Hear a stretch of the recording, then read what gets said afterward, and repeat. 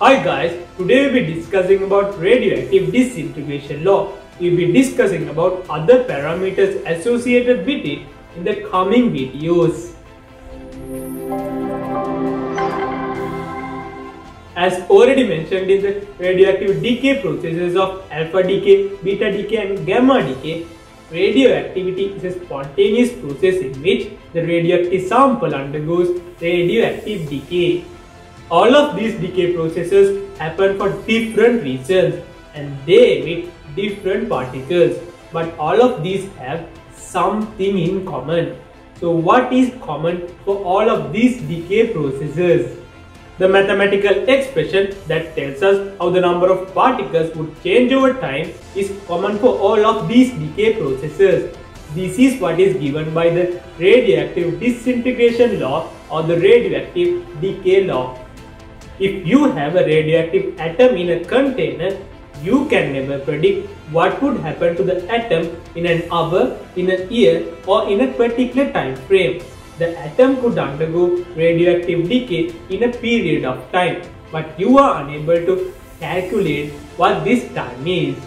However, if you have hundreds, thousands, hundred thousands or millions of such atoms, you are able to approximately calculate the number of atoms that would remain after a particular time period. This shows that radioactivity is a probabilistic phenomenon, not a deterministic phenomenon.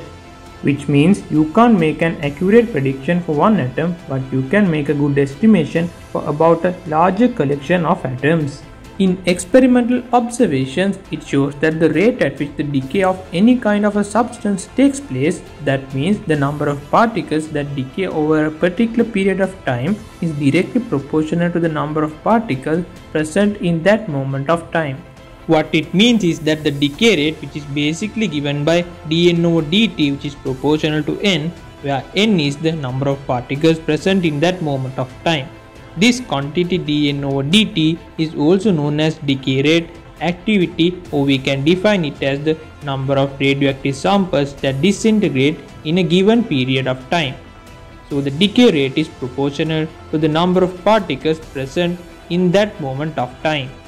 When a container contains larger quantity of radioactive sample, the decay rate would be high, and when the container contains smaller quantity of radioactive sample, the decay rate is low. By using experimental observation, we can derive the radioactive decay law.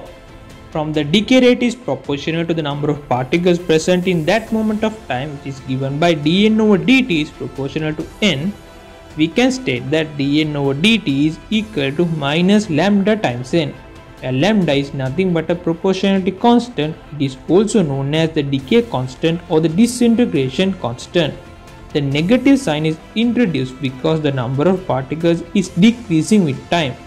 As the radioactive decay happens, the number of particles that are initially excited gets lesser and lesser over time. If the negative sign was not introduced, this would mean that the number of particles would increase over time. This is why we use a negative sign to denote the decrease in the number of particles. Here the decay constant will have a positive value. When we interchange the terms, we can get the following equation: dN over n is equal to minus lambda times dt. If we assume at time equals 0, the container contains a known number of radioactive sample, at time equals t, we would have n number of radioactive sample. It is represented as nt to represent that it is what's remaining after time t. If we integrate the expression dN over n is equal to minus lambda times dt, we would get the following equation.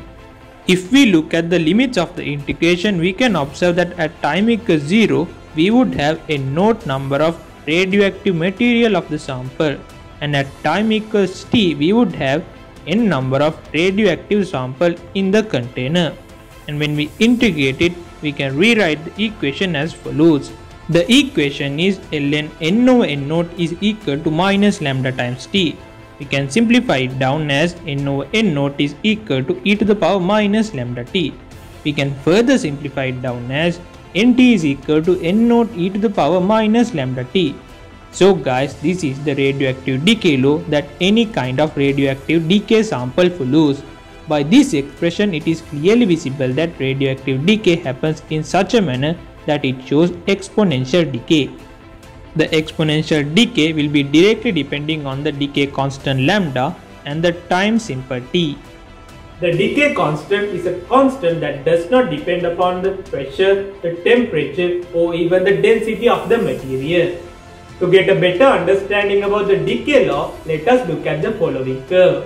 Here we have the radioactive decay curve. The radioactive sample contains a known number of particles at time equals 0, and this number of particles will decrease slowly in an exponential manner.